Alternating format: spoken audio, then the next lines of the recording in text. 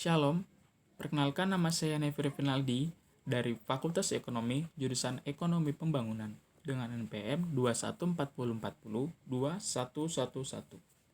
Pada kesempatan kali ini, di sini saya akan membahas sedikit mengenai apa itu eksternalitas dalam mikroekonomi.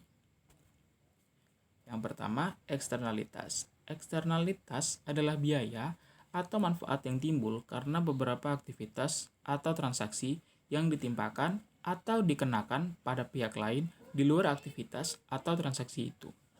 Kadang disebut dengan tumpahan atau efek lingkungan. Dalam eksternalitas, syarat terjadinya ada dua. Yang pertama, adanya pengaruh dari suatu tindakan dan tidak adanya kompensasi yang dibayarkan atau diterima. Dalam eksternalitas ada dua dampak. Dua dampak ini yakni dampak positif dan dampak negatif.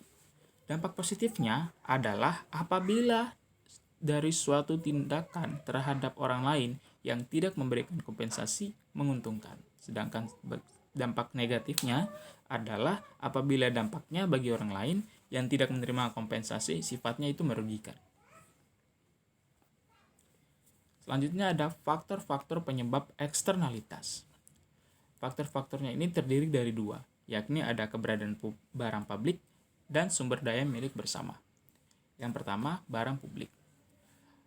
Barang publik yang sering disebut barang sosial atau social goods atau barang kolektif, collective goods, adalah barang yang bebas dikonsumsi. Pemanfaatan barang atau jasa tersebut oleh seseorang sama sekali tidak mengurangi kesempatan bagi orang lain untuk turut menikmatinya. Barang yang tidak ada tandingan dalam konsumsi dan atau manfaat tidak bisa dipisahkan. Barang publik atau public goods memiliki dua karakteristik. Yang pertama, tidak ada pesaing atau non-rival dalam konsumsi. Dan yang kedua, tidak bersifat eksklusif atau sulit memperolehnya. Tidak ada pesaing atau non-rival dalam konsumsi, yakni adalah suatu barang bersifat non-rival jika untuk suatu level produksi tertentu, biaya pembiayaan marginal kepada seseorang konsumen tambahan adalah 0. Sedangkan tidak bersifat eksklusif atau memperolehnya, yakni sifat yang membedakan barang-barang publik dengan barang lainnya adalah apakah orang-orang bisa menikmati barang-barang yang dibeli dan dimilikinya secara sendiri atau tidak. Kemudian ada sumber daya milik bersama. Biasanya, faktor eksternalitas timbul saat sumber daya dapat digunakan tanpa biaya. Sumber daya milik umum ini merupakan suatu yang diperoleh setiap orang secara gratis. Akibatnya, sumber daya akan dimanfaatkan secara berlebihan. Air dan udara merupakan dua contoh paling umum dari tipe sumber daya ini. Adapun solusi untuk mengatasi eksternalitas. Yang solusinya yaitu terdiri dari tiga, yakni regulasi atau peraturan, pajak atau pajak Pigovion, dan yang ketiga pendekatan sosial. Regulasi atau peraturan. Salah satu cara untuk mengatasi kegagalan pasar atau inefisiensi akibat terjadinya ekonomi eksternal adalah regulasi atau larangan pemerintah. Dengan melarang aktivitas yang meningkatkan ekonomi eksternal, maka di ekonomi eksternal tersebut bisa dicegah.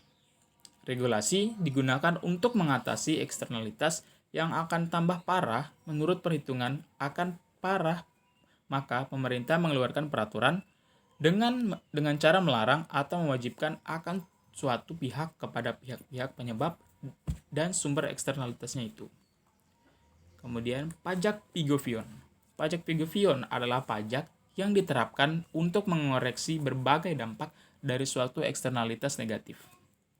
Pemerintah dapat melakukan kebijakan dengan pendekatan pasar, yaitu pemerintah akan memberikan intensif yang besar kepada perusahaan yang memberikan eksternalitas positif dan mengenakan pajak yang besar kepada perusahaan yang eksternalitas negatifnya lebih besar. Kemudian, pendekatan sosial.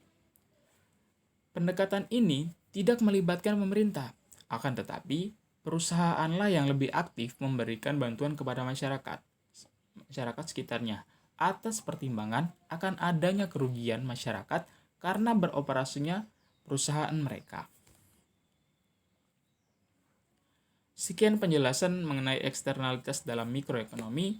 Kurang dan lebihnya mohon dimaafkan. Shalom dan terima kasih.